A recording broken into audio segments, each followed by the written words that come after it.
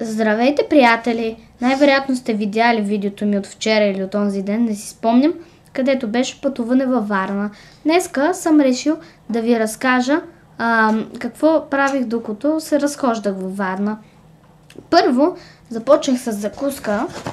Ето тези тарталети. Ето да ги видите по-хубаво. Които, чакайте да ви покажа една, можете да си вземете във Варна. Чакайте малко по-добре. Ето, от сладкарница Иглика, която се намира на булевард Сливница, пред хотел Черно море. Тя е една малка сладкарничка, най-старата във Варна се води, работеща още, и в нея има много вкусни тарталети. Препоръчвам ви. Също ви препоръчвам, ако си взимате малки количества, да ги ядете веднага, тъй като ако си вземете повече и ги оставите няколко дена в хладилника, вече не са толкова вкусни. Също във Варна има един басейн до морската градина, който се намира така до плажа, и на него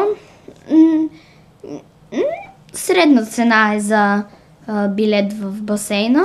Там се топях, там е минерална вода, топла, чисто е и горе-долу приятно.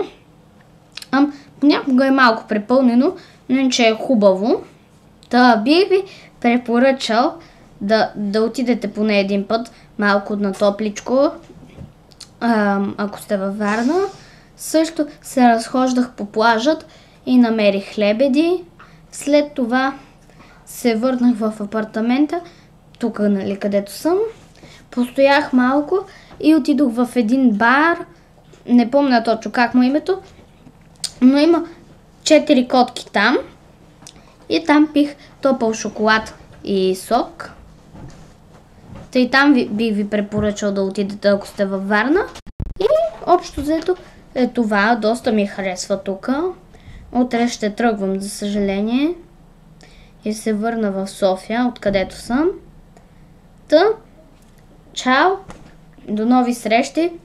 Абонирайте се за канала и харесайте видеото. Чао!